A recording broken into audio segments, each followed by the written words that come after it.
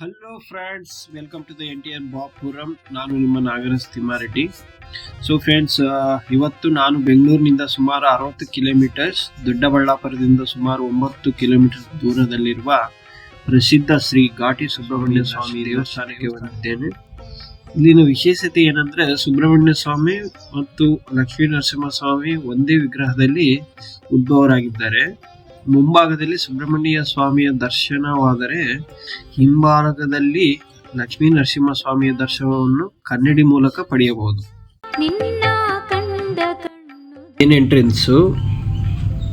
Main entrance ಮೂಲಕ ಒಳಗೆ ಬಂದ ನಂತರ ಇನ್ನು 2 ದ್ವಾರಗಳು ಸಿಗುತ್ತೆ ಫ್ರೆಂಡ್ಸ್. ಅದು ದಾಟಿದರೆ ಗರ್ಭಗುಡಿ.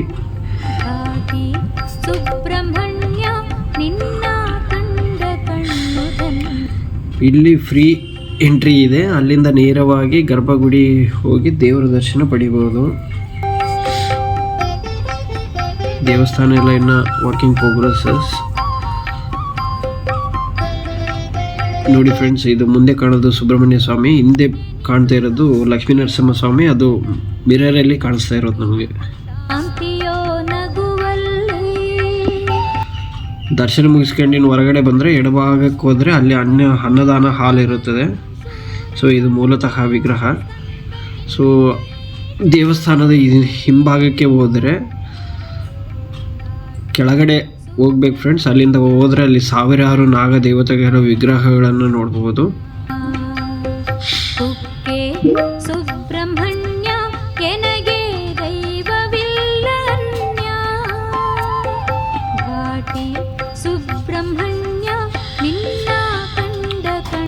ಸುಮಾರು ಇದಾವೆ ಇಲ್ಲೆಲ್ಲ ನಾಗದೇವತೆಗಳು.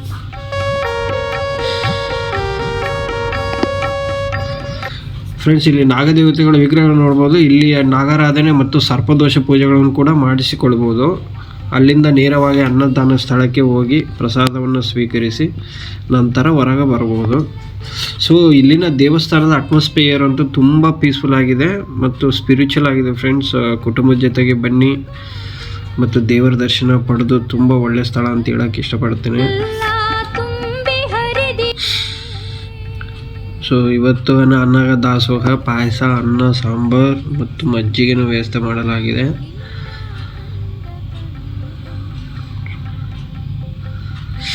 ಸೊ ಬೈಕಲ್ಲಿ ಬರೋರಿಗೆ ದೊಡ್ಡಬಳ್ಳಾಪುರದಿಂದ ಮೇನ್ ರೋಡಲ್ಲಿ ಆಗಿ ಮುಂದೆ ಬಂದರೆ ಮೇನ್ ರೋಡಲ್ಲಿ ಕಮಾನ್ ಸಿಗುತ್ತೆ. ಅಲ್ಲಿಂದ ಒಳಗಡೆ 9 ಕಿಲೋಮೀಟರ್ ಆಗಿರುತ್ತೆ. ಡೈರೆಕ್ಟ್ ಒಳಗೆ ಬರ್ಬೋದು. ನಂತರ ಬಸ್ಸಲ್ಲಿ ಬರೋರು ಬೆಂಗಳೂರಿನಿಂದ ದೊಡ್ಡಬಳ್ಳಾಪುರಕ್ಕೆ BMTC ಬಸ್ ವ್ಯವಸ್ಥೆ ಇದೆ. ದೊಡ್ಡಬಳ್ಳಾಪುರದಿಂದ ನಮಗೆ ಆಟೋ ಮತ್ತು ಬಸ್ ವ್ಯವಸ್ಥೆಗಳಿದೆ.